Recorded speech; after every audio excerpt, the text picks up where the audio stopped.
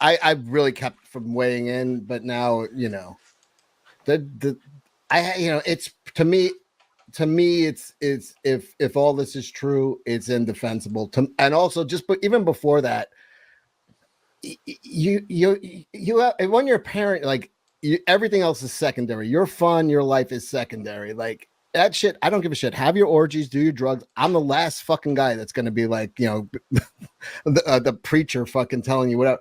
But that's just got to stop at the door. If you're doing that shit in a house with children, you've lost the fucking plot. You have gone off the rails. If you are having threesomes and orgy, whatever, and drug parties with children in the house, you've now entered white trash territory. No defense, no excuse. Do what you want. Keep it. That stops at the doorstep. You have a responsibility. There's really no defense for him. So no, I'm actually incredibly disappointed with him. I love the guy. He's never been anything but nice and helpful to me, but this has been incredibly disappointing. And really, I'm not going to defend it because I find it indefensible. Okay. You know you're on the wrong side of history when Cecil has to give this.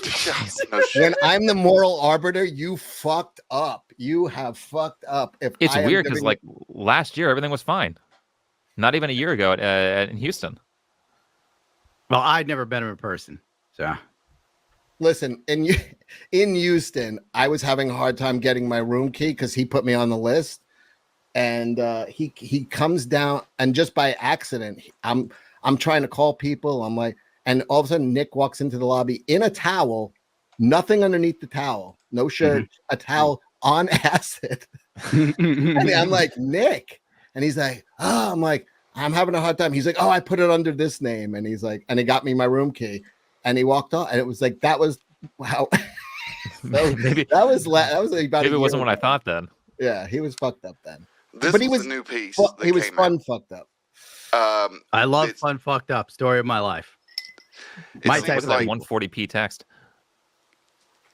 This from the quartering. I didn't have time to censor it myself because I didn't want to give out the kid's name. But one of the children had a hair follicle test done by CPS, and it says after placed out of the home, so the kids are not in the home, the children were subject to a hair follicle drug testing. All the children except for this one tested negative. That one tested with a level over 5,000 with a cutoff of 500. So a lot of people don't know that cocaine is transferred. It can be transferred by touch, by spit, kiss. It's one of the easiest drugs to transfer. So it probably was like on a table and got on the hand somehow. None of that shit should be in the house. Exactly. Well, I'm 100% with you. You should go to an Airbnb and do that. You want to fuck and suck and do dope, go to an Airbnb. You got the money. That's it. You got the money. Go get hotels. Go do that shit elsewhere. Bringing that shit through your front door with children at home, you have lost your fucking mind. That's all. Rumble should have gave me $1 million deal. The only one who could have ratted me out was Fluffy. And then he comes with this video right after that leaked, and his apology, I'll say, is good. Later on in the video, he gives out too much, but the apology is fair. They say, Nick, you need to do X, Y, and Z because of your YouTube channel and your online image. And my response is, sir, madam, I don't know if you know this, but the lowest priority in my life right now is my public image for the purposes of YouTube and Rumble. So any of you who want me to come out here and like do some weird grandiose apology or prostrate myself in front of you, let me just help you with my public image right now. Fuck you. Right in your goddamn mouth. I'm not here to worry about what you think about me. And that should be obvious to damn near anybody. And if you think it's in my character to come out and grovel before you and say, oh, I'm so sorry I let you down. I didn't let you down. I didn't pick you up. I didn't make you, and I didn't make promises to you. So if you feel let down by me, let yourself down from the stool, Robin Williams. I'm not here for you. I'm not here to own your feelings, and I'm not here to apologize to your feelings and sensibilities either.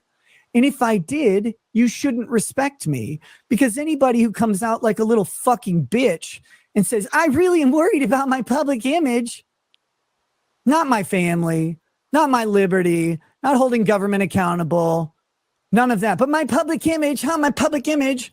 Well, you're probably a fat Canadian or maybe a skinny Canadian who can't fly to the right city. Or maybe you're a doughy Minnesotan. I don't know who you are, but I'm not here to apologize to you or for anything. I wish every YouTuber apology went like that. Yeah, actually, that was a good. If it wasn't backed up by a lot of shitty action, that was a great. I love Nick.